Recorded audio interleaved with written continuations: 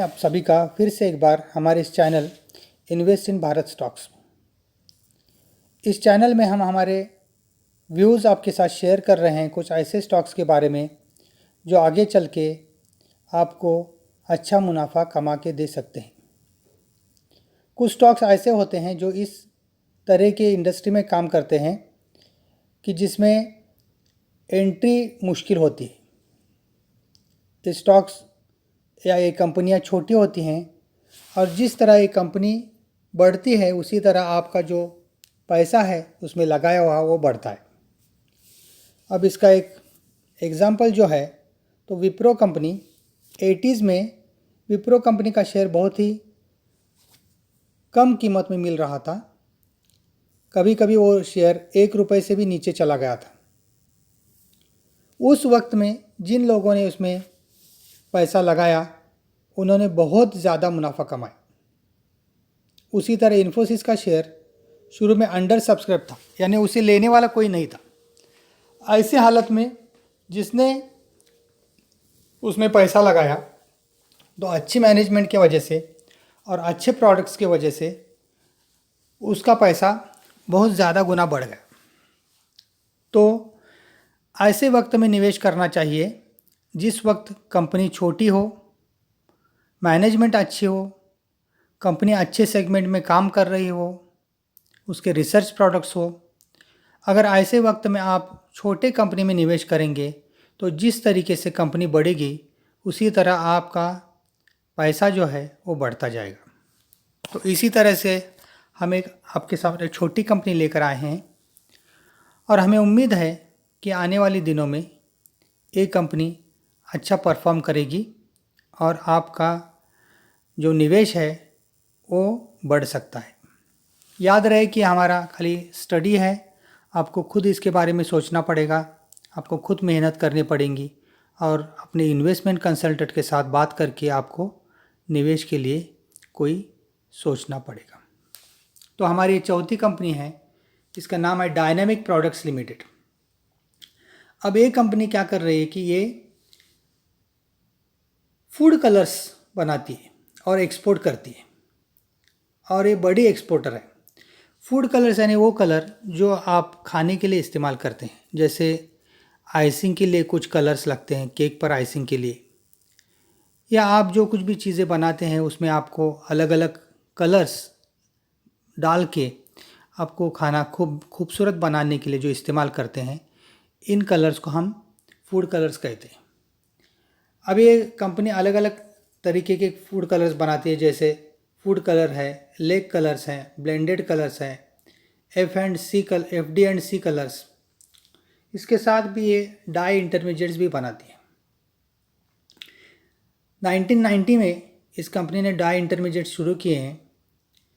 अब ये कंपनी भारत और पूरी दुनिया में ये कलर्स बेचती है। डायनामिक प्रोडक्ट्स ये बहुत बड़ी मैन्युफैक्चरर है फूड कलर्स में और पूरी दुनिया में, और एक रिलायबल सोर्स है फूड कलर्स के लिए। फूड कलर्स का मार्केट बढ़ रहा है क्योंकि अभी फूड इंडस्ट्री बढ़ रही है। लोगों के जो खाने पीने की चीज़ें हैं उसमें लोग चूज़ी हैं। लोग चाहते हैं कि हमें अच्छा दिखने वाला फूड मिले, वो दिखे भी अच्छा, उसकी खुशबू भी अच्छी हो, उसकी टेस्ट भी अच्छी हो, और इसके लिए लोग पैसा खर्चा करने के लिए आजकल के दिनों में तैयार हैं।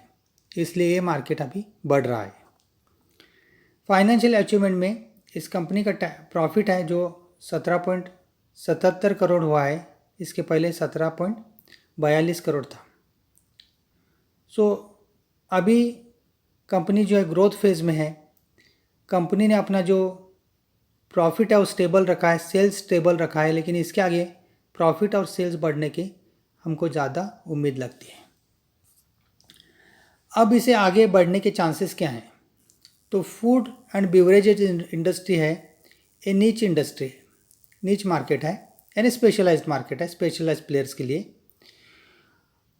अभी इसमें आपको अगर कोई प्रोडक्ट लाना है तो आपको बहुत सारे सर्टिफिकेशन लेना पड़ते हैं, रेगुलेटरी अप्रूवल लेना पड़ते हैं, क्योंकि ये जो खाने पीने की चीज़ है और इसमें हर कंपनी को वक्त लगता है। तो इसके वजह से कोई भी कंपनी आसानी से इसमें आके प्रोडक्शन नहीं शुरू कर सकती इस मार्केट में आके। इसकी वजह से जिसके पास ये रेगुलेटरी अप्रूवल है उनके लिए बहुत अच्छा मौका है कि वो कंपनी अच्छा मुनाफा कमा सकती है, उनका सेल्स बढ़ सकता है। इसमें टेक्निकल नो हाउ भी है और क्वालिटी कंट्रोल भी है। सो एंट्री बैरियर ज़्यादा रहने की वजह से इस प्रकार की जो इंडस्ट्री है उसे हम ओलिगोपॉलिस्टिक कंपटीशन कहते हैं। ओलिगोपॉलिस्टिक यानी वहाँ 2 से ज़्यादा मार्केट में प्लेयर्स हो सकते हैं और ये प्लेयर्स जो हैं ये पूरा मार्केट का रुख डिसाइड करते हैं, यानी प्राइस कितनी होंगी प्रोडक्ट की ये वो डिसाइड करते हैं। और इसमें एंट्री बैरियर्स ज़्यादा होते हैं, आसानी से उसमें कोई बिजनेस नहीं शुरू कर सकता। और ग्लोबल इंडस्ट्री जो मार्केट है इसका तो 2.4 बिलियन है।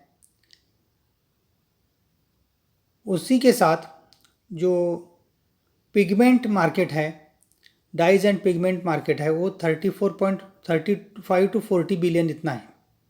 और हर साल इसमें 7 to 8% ग्रोथ के चांसेस हैं।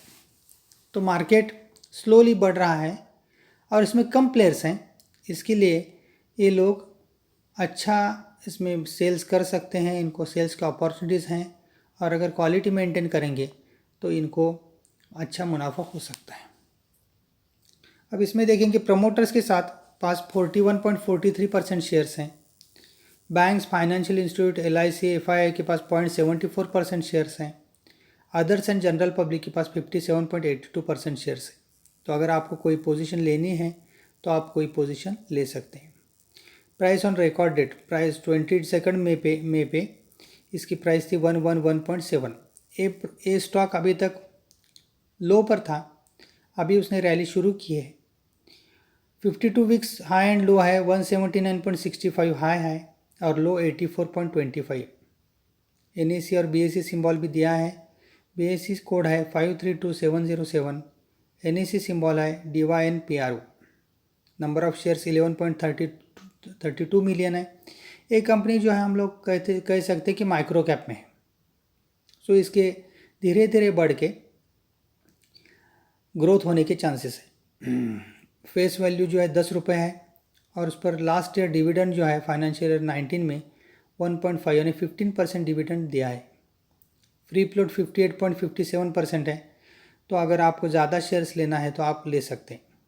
मार्केट कैपिटलाइजेशन 126.22 है, तो मार्केट कैपिटलाइजेशन भी कम है। तो इसमें इस कंपनी के ग्रोथ के चांसेस हैं। PE रेशो है 6.23 और प्राइस टू बुक वैल्यू है 1.07, यानी ये कंपनी जो है उसकी जो इंट्रिंसिक वैल्यू है उसके आसपास ही ट्रेड कर रही है, बुक वैल्यू के पास ही ये कंपनी ट्रेड कर रही है।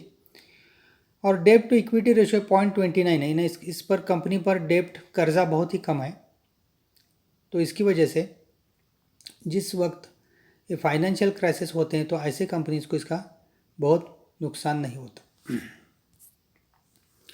अब जो हम सेल्स देखेंगे, सेल्स जो फाइनेंशियल 15 में 129 मिलियन था, धीरे धीरे बढ़ते बढ़ते वो 167 मिलियन हुआ है। पहले 130, 129, फिर 164, 167 हुआ है। सेल्स ग्रोथ भी है।